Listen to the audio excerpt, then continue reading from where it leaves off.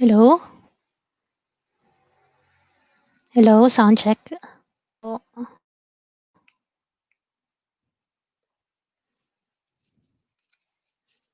Ayan, we have now 15 viewers. So, intay-intayin lang po natin yung iba and we'll officially start at around 2 p.m.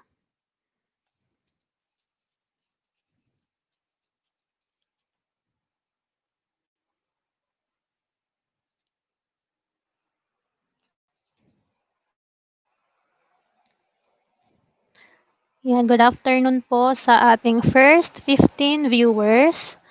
Paki-comment down naman po kung naririnig ako ng maayos, kung okay po ba ang ating audio.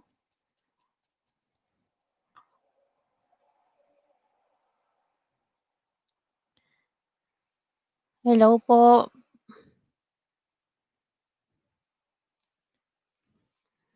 Hello, hello. Paki-comment naman po kung naririnig ako. Check lang po natin. Yes, yan. Nag-reply si Sir Ezekiel Tumolva. Yes po, nice audio daw. And voice. Yan, good afternoon. Good afternoon from San Jose, Batangas. Yes, we still have 4 minutes before 2 p.m. Yan, thank you po. Ali Ans.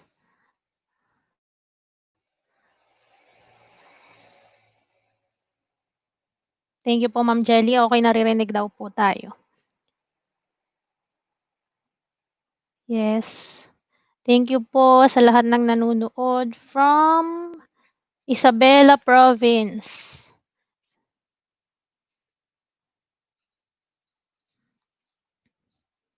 Yan, from Propina Trillaana Elementary School, from Santo Tomas City, Batangas.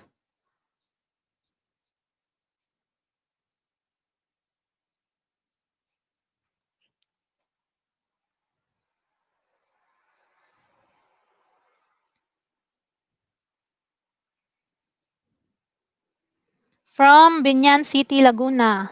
From Lanao del Sur. Watching from Davao Oriental.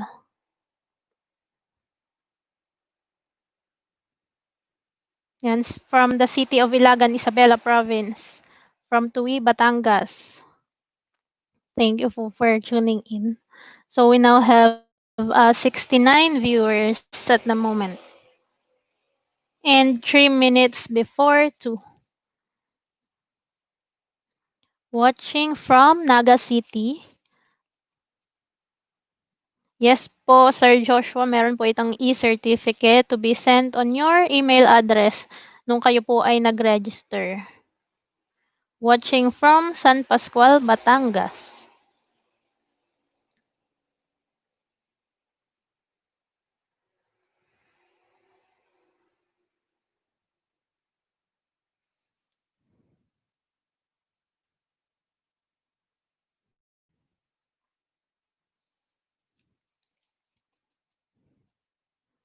Yes po, thank you for tuning in, watching from Cagayan Valley. Last 2 minutes and we'll officially start our session.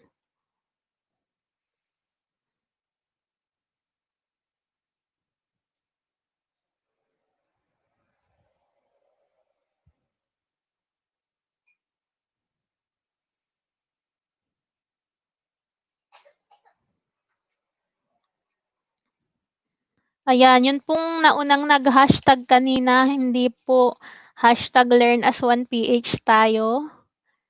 Hashtag Teacher Kristinna na lang po ang ating ilalagay. Yan, shout out po from Pampanga, from Agusan del Sur.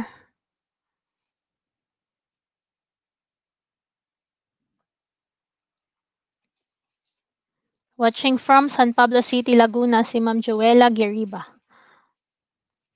Watching from Sultan Kudarat, Mindanao. Watching from Occidental Mindoro, from South Cotabato. Thank you for watching. Meron na po tayong at the moment ng 92 viewers.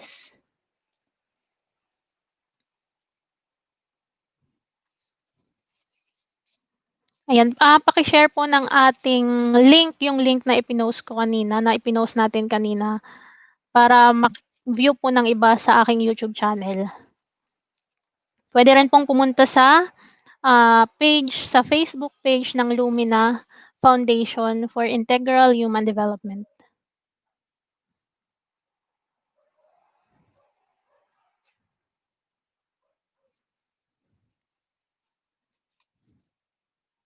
Okay, watching from Bungahan, Cuenca, Batangas, si Ma'am Medi. Yeah, watching from Cavite City. So, it's now exactly 2 PM. So, kung napapansin niyo tumitingin ako dito sa right side ng ating screen kasi nandito pinapanood ko rin ang sarili ko sa aking cellphone. Okay. Okay, now, good afternoon po sa inyong lahat. Let's begin the session. So, let me share you my screen.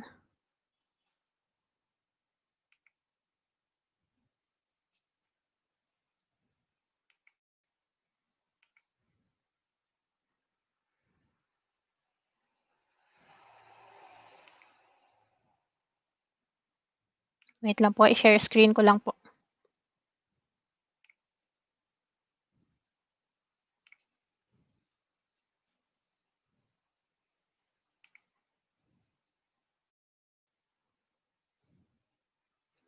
Share screen.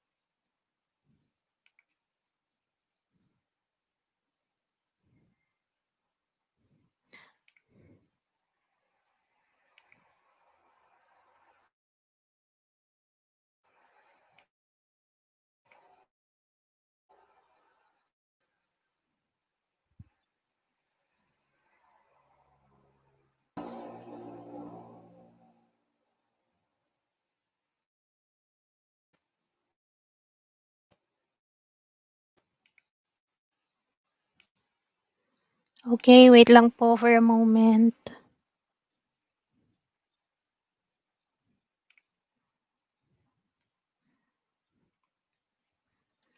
Ayan, so let's begin. So, I will introduce myself first. Ayan, good afternoon everyone. So, I am Maria Cristina H. Ramos. I am teacher 3 from Emanuelca, Division of Batangas Province. So, yung nakakapanood po sa akin sa aking YouTube channel and sa 4,000 subscribers on my YouTube channel. So, ako po ito si Teacher Kristinna. So, dun sa videos ko sa YouTube, hindi niyo po ako nakikita. And this is the first time that you will see me live on YouTube. Okay. So, before we begin, I will give special thanks to the following persons. First is to Dr. Fides del Castillo, the head of NPRE and Lumina and the Lumina Foundation. So, Dr. Fides del Castillo, sa kanyang words of encouragement, so nag-text pa siya kanina. Sabi niya, ay, kayang-kaya yan. Okay, so thank you po for the support, Dr. Fides. Next is to Dr. Ninita A. Adame, our District Supervisor of Cuenca, for the support and for sharing the post of Lumina na may caption na God bless and congrats Ma'am Kristina. So yan, mga hindi ko po siya makakalimutan. Next is to Ma'am Edith G. Soriano, our Principal 1 from Emmanuel ES, for messaging me. Ano nga sabi niya, "We are so proud of you" daw, sabi ni Ma'am Edith Soriano. So thank you po Ma'am Soriano for the support. Next is thanks to Mrs. Nerlisa Chemsem, my aunt, ang aking tita na ever supportive. Simula nung naging member kami nitong NPRE or the Network for Professional Researchers, lagi na kaming magkausap. And we are sharing words of encouragement na kaya natin 'to. So, kaya din natin gawin 'yan, maging speaker dito sa Lumina, and then it happened nga today. Next, sa napakagandang headset na ginagamit ko ngayon, kaya maganda po ang ating audio. To Mr. Adrian Ramos, my husband, for supporting me all the way. To my family, to my former classmates and friends for sharing and chatting. Ayan, may nag-chat pa sa aking Facebook. Ang sabi ay hindi daw siya makapag-comment sa aking YouTube. Okay, next is to my co-teachers from Cuenca District. And to my alma mater from the Laguna State Polytechnic University kung saan nagsimula ang aking journey sa research. Yan, dyan po nagsimula sa aking school ng masteral degree sa Laguna State Polytechnic University ang aking journey in research. Next, special thanks to my YouTube family, 4,000 plus subs. For the 6,000 registered participants from all regions in the Philippines. So lahat ng nag-registered sa ating URL or sa ating link, they are 6,000. So I'm expecting them today na manood sa atin.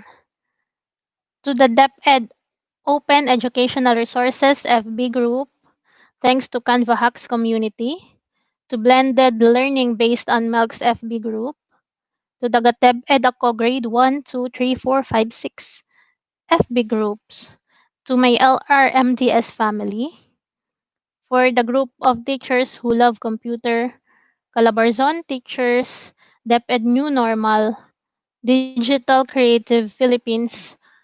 The head is Ma'am Nelsie Marceliana, Autodesk Community, and Mechaniweb for messaging me personally. So, yan po. Thank you so much sa lahat. So, sobrang daming pasasalamat in the beginning of our session. So, yan, reminder lang po. This is a free community service of Lumina Foundation for Integral Human Development.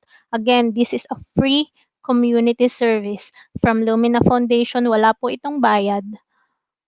As well as from the Network of Professional Researchers and Educators Incorporated or the NPRE.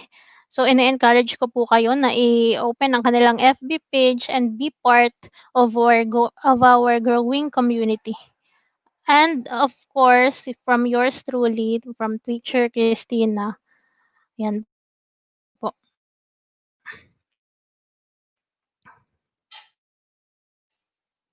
So now, ito na talaga, do's and don'ts in research writing. So let me start with a question. So what makes me think I will be successful?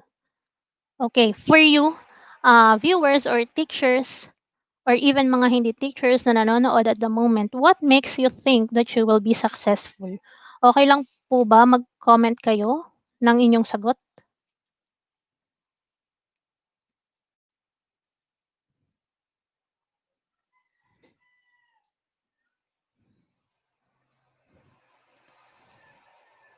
Okay. Ayan, question po, what makes you think that you will be successful? Please comment down. I'm reading your comments.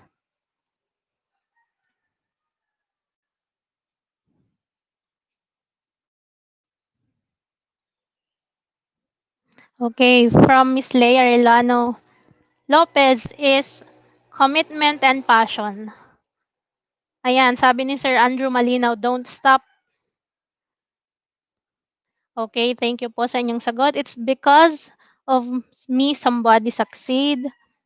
From Ma'am Sherilyn, when my students are able to meet the learning objectives. From Mark Joseph, from Sir Mark, confident in many things. Okay.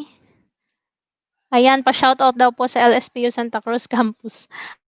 Okay, from Sir Brian, knowledge and skill. Kaya nasabi niyang naging successful siya. What else? Yan, from Ma'am Glorian Servano, continuing my professional growth as a teacher. So yan, again, let me share you my screen. Thank you po sa inyong sagot.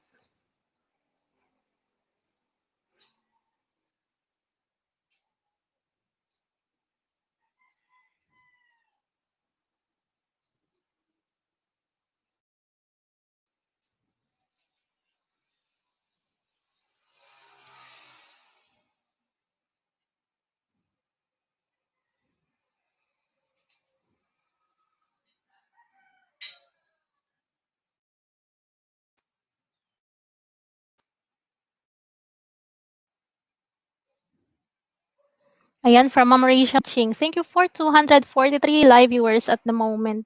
So, okay lang bang i-full screen natin para mas mabasa po ninyo? Or readable naman yung nasa screen?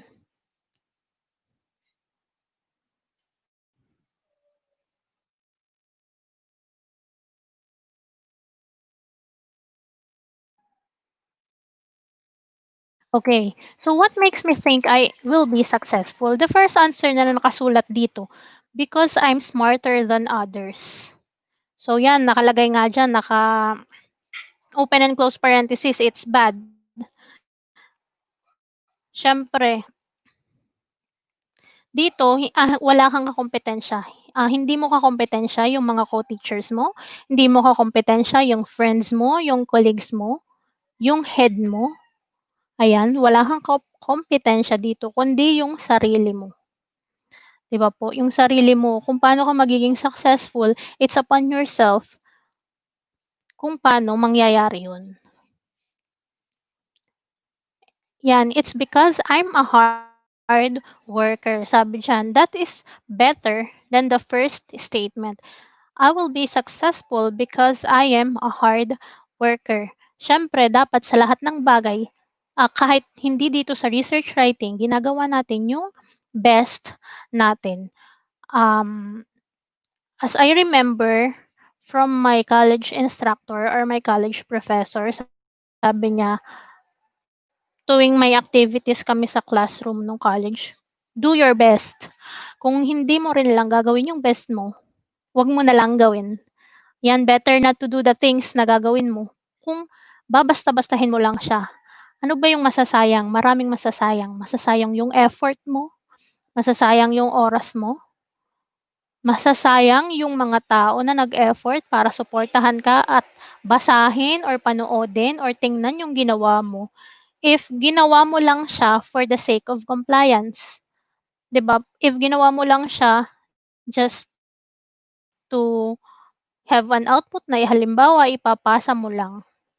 Okay, same as in writing. So, whether you are writing a research paper, an academic paper, a research proposal, or even an essay, an abstract, or a thesis or dissertation, no matter what you are writing, dapat iniisip mo or syempre ang gusto natin, ang magagawa natin is yung best natin. Ang mabubuo natin is yung best natin. What for at nagsusulat ka ng isang research?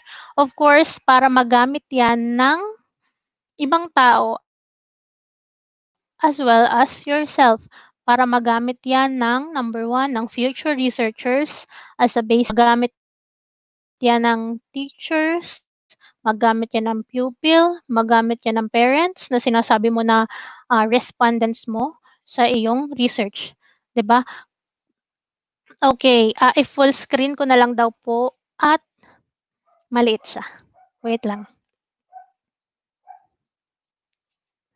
Thank you po sa nag-comment, ifo-full screen ko na lang siya.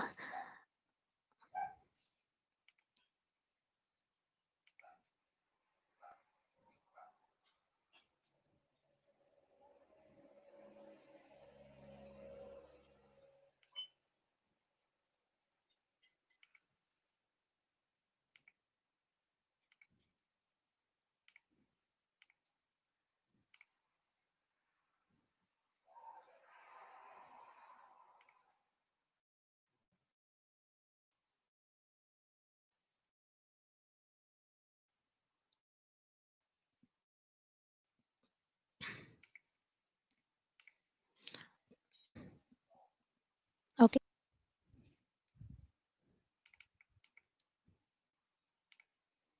Ayan, alam niyo ba kung bakit ayaw kong i-full screen? Gusto kong makita yung itsura ko sa live and gusto ko ring mabasa lahat ng comments and answers ninyo. Okay, so 'yan nga, balik tayo sa kanina. 'Yun nga kung nagsusulat ka dapat, iniisip mo maganda yung kalalabasan, magagamit ba 'yan ng ibang tao, magugustuhan ba ng ibang tao, hindi ba masasayang yung effort mo for, writing and kung hindi rin lang 'di ba, what for? So, para maging maganda yung research writing mo, we need to remember the do's and don'ts in research writing. So, yan yung topic ko at as of today, do's and don'ts in research writing. Lagi nating tatandaan. So, let's begin. For academic writing, here are the do's. Number one, write in a clear, plain text. Avoid flowery language at all cost.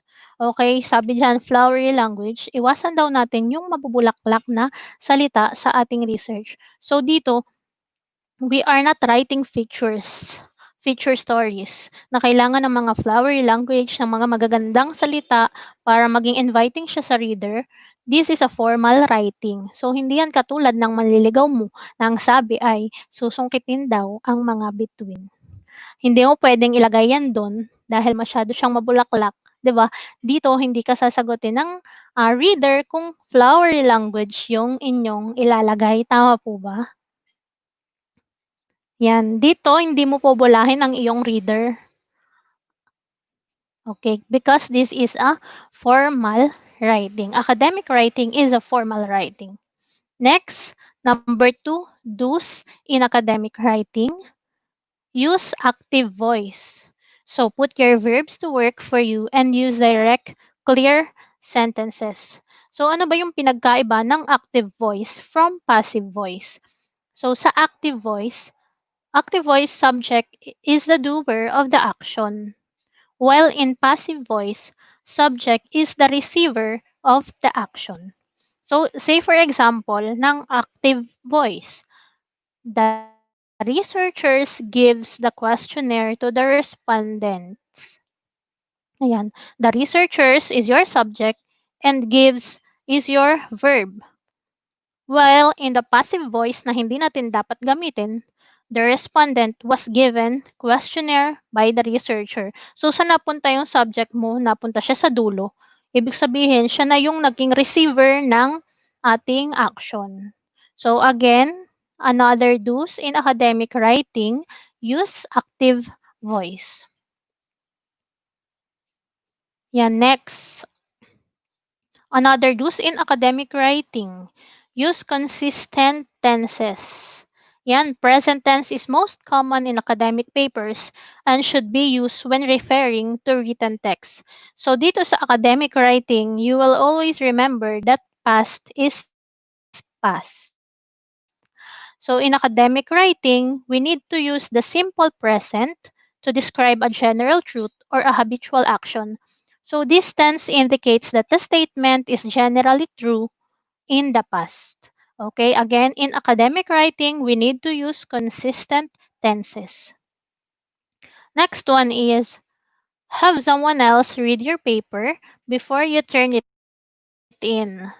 So all writers get very involved in their own ideas and need an outside reader to provide feedback. So yan, it always happened to me na nagsulat ka ng paper, nagsulat ka ng research, binasa mo siya ng paulit-ulit, and ang tingin mo, it's perfectly fine.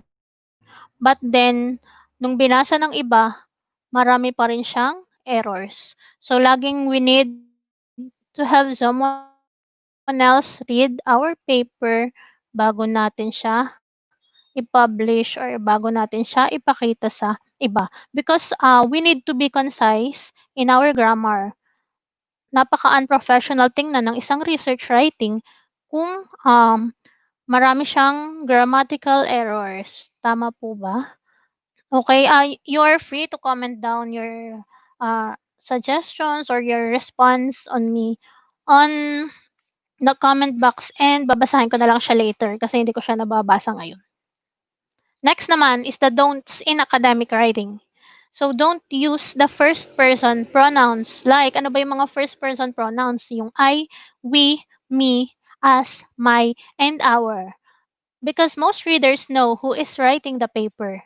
Alam nila na ikaw yung author, ikaw yung nagsulat ng research ng paper, so you do not have to refer to yourself. Huwag mong ipakilala yung sarili mo sa research mo.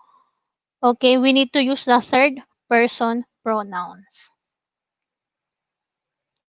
Next is don't use slang or slang words. Though academic writing should use common English terms, it is not casual writing. So, there are set of words. These are set of words that are very informal, yung mga slang words. Remember, we are in a formal writing. So, example of slang word is yung nauso sa Facebook lately. Ang sabi nila is, flex ko lang yung bagong cellphone ko. Flex ko lang yung co-teacher ko. Flex ko lang yung friend ko. Something like that. Ano ba yung ibig sabihin ng flex? That is a slang word. A flex, ibig sabihin, to show off. Why not use the term show off rather than using the term flex, which is slang words. So, maraming words na akala natin is formal, pero hindi pala siya formal. And it's a slang word. Yan, yung iba daw po ay hindi nakakapag-comment, pinost, okay lang. Pwede, yung iba nakakapag-comment sila sa YouTube, kaya nababasa ko sila.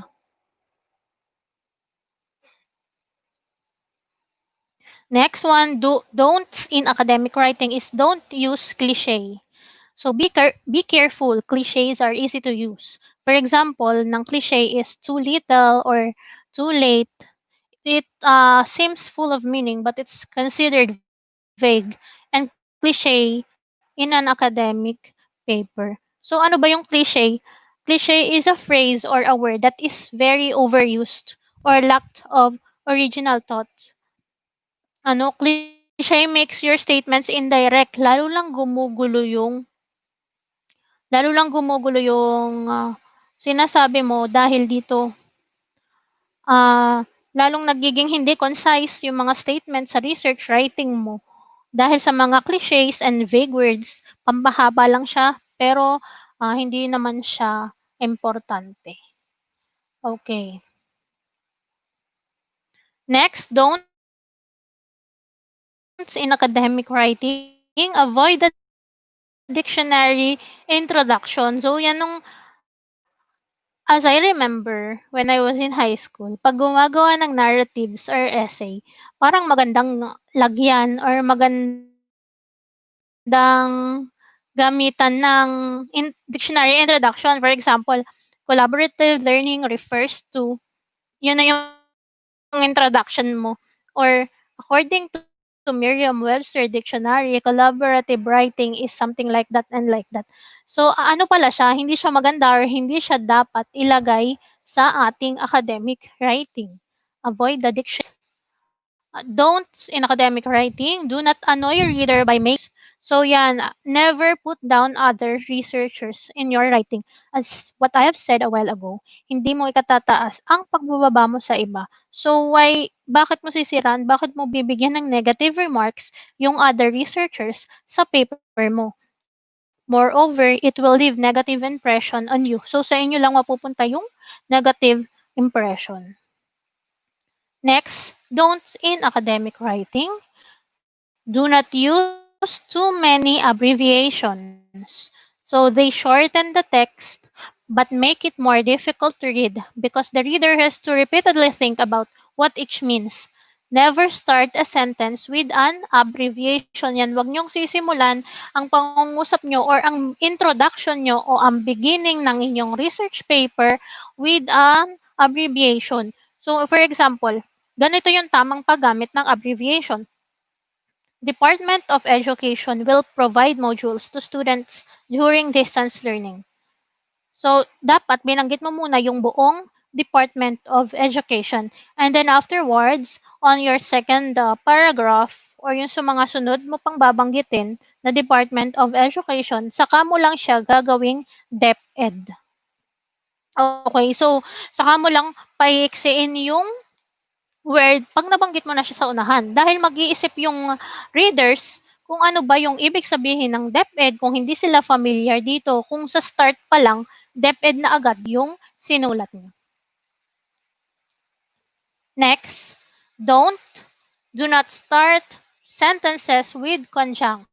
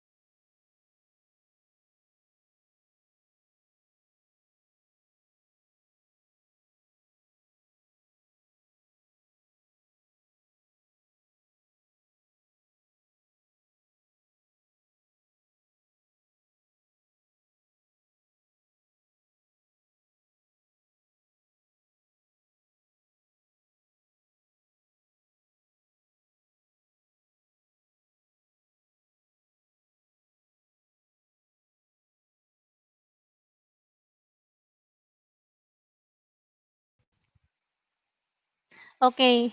So yan, we're back. Sorry, nag-stop nga po siya dahil sa internet connection natin nag-limited access.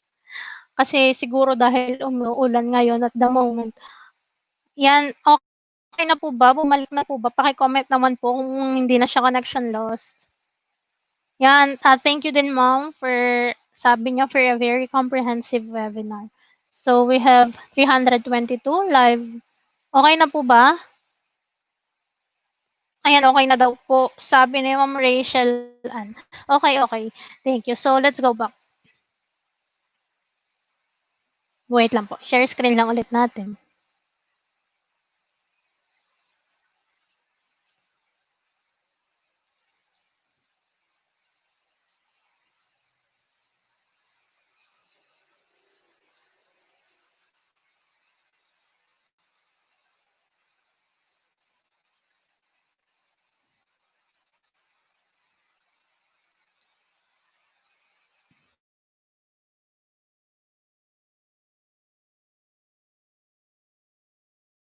Tapos,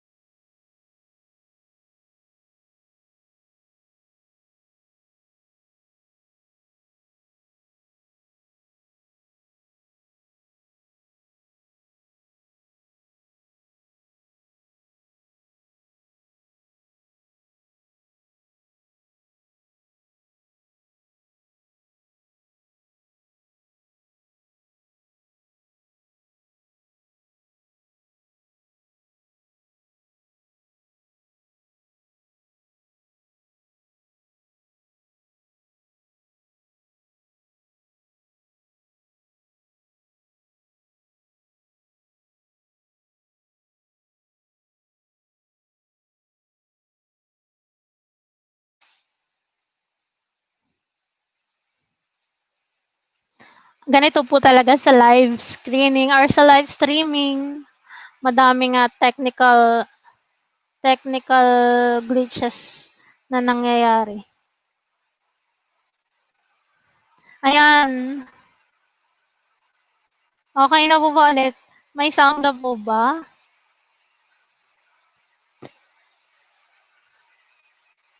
May sound na po ba? Yan, okey na daw po. Okey, again, balik tayo.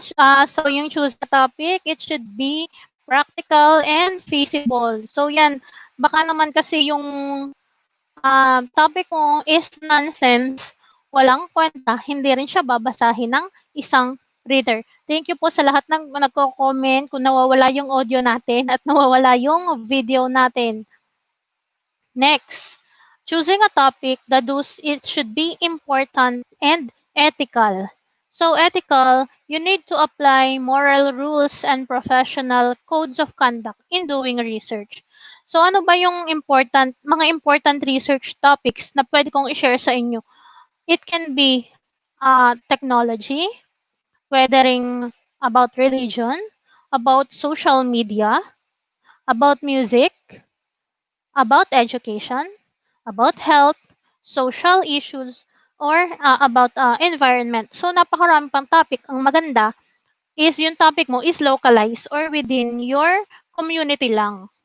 'Di ba? Kung ano yung problem na nakikita mo sa community mo, sa school mo, sa classroom mo, why not yun ang gawin mong topic in your research? Kung saan magagamit pa siya ng magiging respondents mo as well as the persons around your community. Ayan, and because of that, nagkaroon ka ng heart problem. Ganun ba? Ano kayang sa tingin niyo ang ibig sabihin nitong heart and problem? Please comment your answer kasi mababasa ko naman siya. Kung hindi po kayo makapag-comment live on YouTube, kasi kailangan niyo pong mag-sign in, pwede kayong mag-comment sa Lumina's page or sa mga shinare nating post. Okay, ano bang ibig sabihin ng may magkaka-heart problem ka sa research writing? Ayan. So yan, ang ibig sabihin po niyang heart and problem, the problem is the heart of your research. Again, tandaan natin, the problem is the heart of your research. Ang problema, ang puso ng iyong research. Kung walang problema, anong pag-aaralan mo? Kung walang problema, wala kang research, tama ba? Kasi anong pinag-aaralan natin sa research at anong binibigyan natin ng solution? Siyempre, yung problem. So, let's take note. The problem is the heart of your research. Lagi nating tatandaan. So, hindi lahat ng problema ay problema. Kasi sa research, lahat ng problema, mabibigyan natin siya ng solution. Next, when it comes naman to literature. So, literature do's. Organize your literature review so that there is a smooth change. Ayan, kailangan i-organize natin ang literature so that there will be a smooth change between various studies cited. So, literature reviews are designed to provide an overview of sources you have explored while researching a particular topic. So, dapat ang related literature mo is recent. Hindi yung panahon pa ng 1960s ang gagamitin mong related literature. Kailangan may makikita kang relationship between your study and between the literature na ika-capture mo.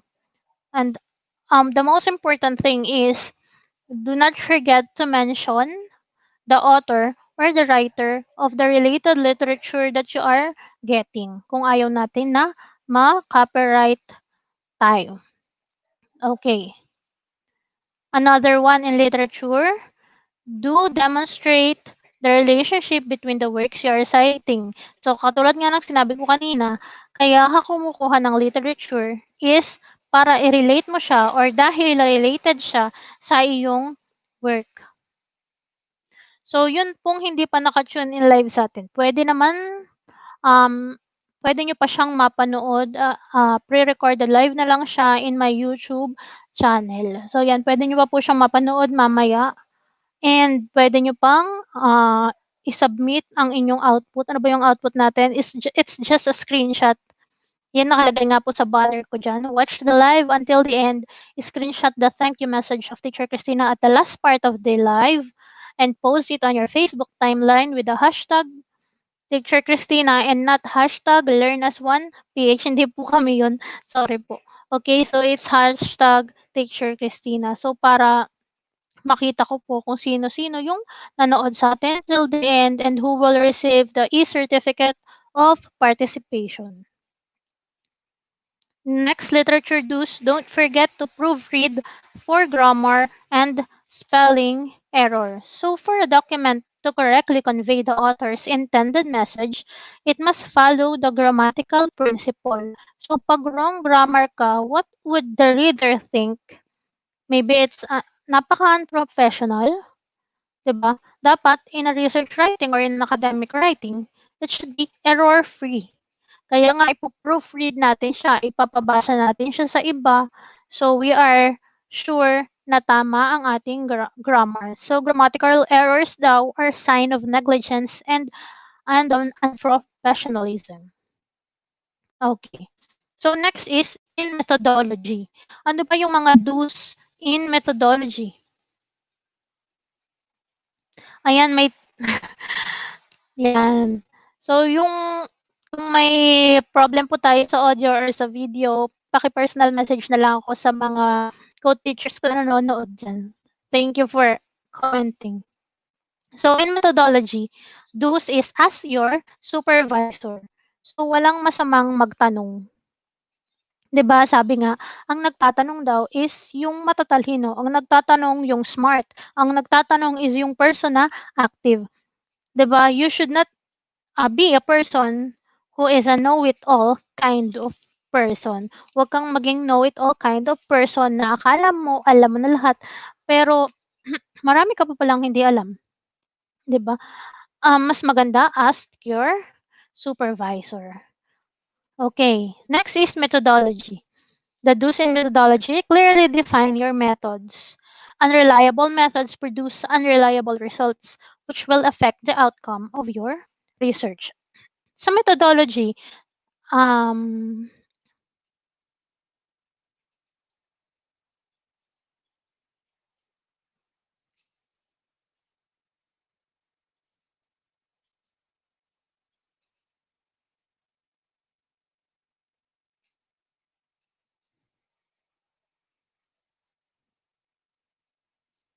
okay, sa methodology, I should clearly define your goals. Ano ba yung makikita dito? Research design, research instrument, yung statistical treatments, yung respondents.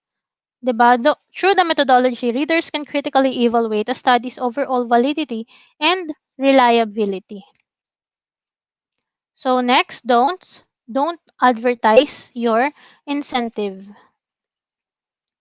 Okay, don't advertise your incentive. So if you answer the survey, halimbawa sabi mo sa respondents mo, if you answer the survey questionnaire, you will receive 100 peso cash, 'di ba?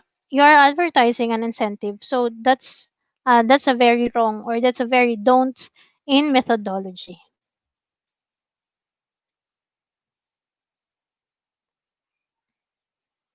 Next is data collection. So what are the do's in data collection?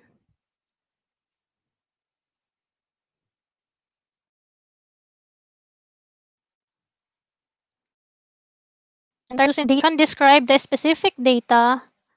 Ano yun?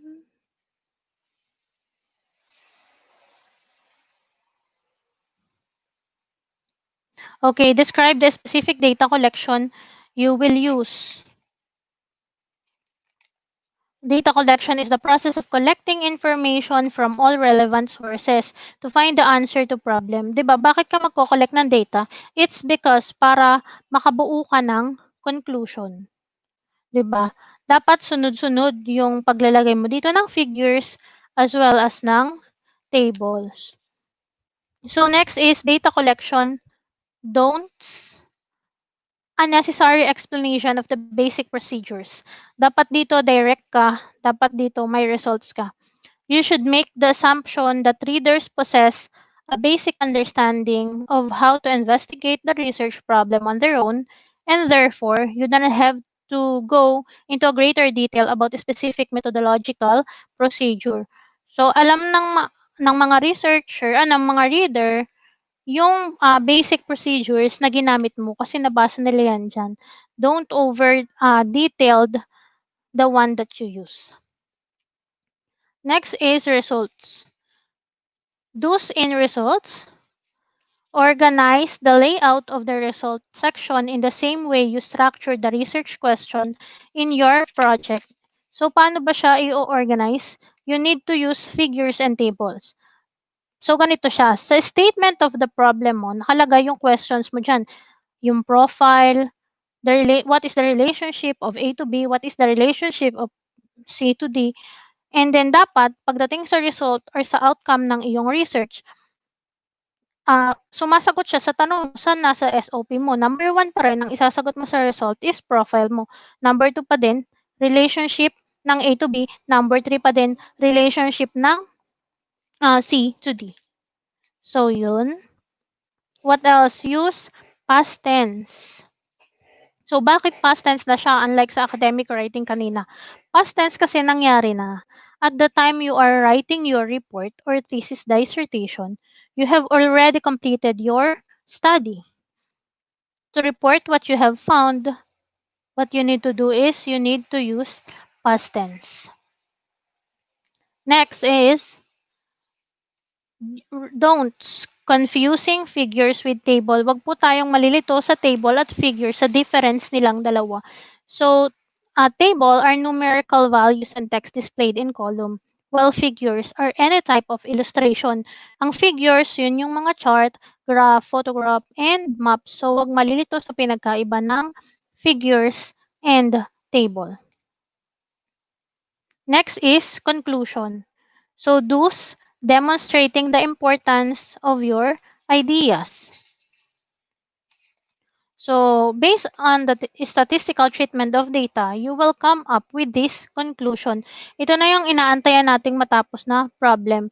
So, dapat may conclusion ka. Dapat organized to, sunod-sunod, and it answer all the important questions in your problem.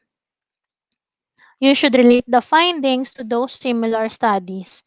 So yan, the conclusion is intended to help the reader understand why your research should matter to them after they have finished reading your paper. So dapat i-relate natin yung conclusion natin sa ating related studies at sa ating problem. There should not be failure to be concise. So conclusion should narrow the topic to get a more general point. It should be clear, it should be concise, and it should answer all the important questions in your paper. So failure to comment on a larger and more significant issues is a don't.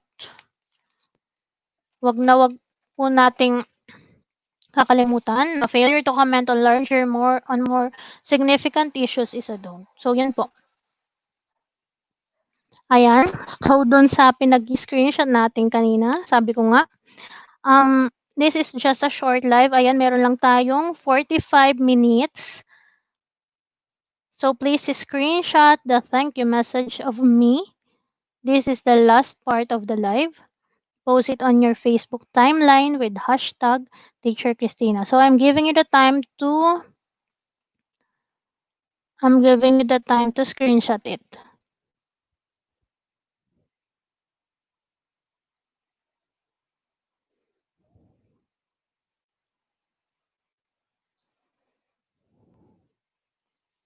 Okay. So yan, I'll stop sharing na my screen.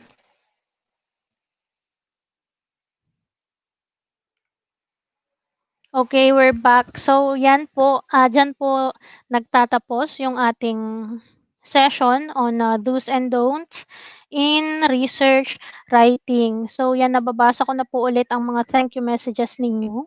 Thank you din po for tuning in for around 46 minutes as of the moment and for 417 live viewers. Ayan, thank you po. Thank you for sa pakikinig. Sana po ay may natutunan kayo. Yan sabi ni ma'am, thank you for sharing your knowledge and expertise.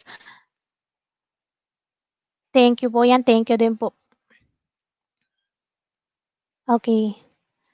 So, thank you so much. So, pakiintay na lang po ulit ng aking post or ng post ni Lumina for this update po namin kayo para sa mga susunod pang live session. Thank you so much. Again, this is Teacher Kristinna. Yes po, tapos na po. Thank you for such brief and concise content. Thank you po. Yan, pwede niyo po ulit siyang mapanood on my YouTube account. Puwede niyo po siya ulit ma-review, puwede niyo po ulit siyang ma-replay and gawin yung hinihingi ko pong output. Thank you ma'am, very informative. So, thank you so much and i-e-end na po natin 'tong live broadcast natin. Thank you so much for watching.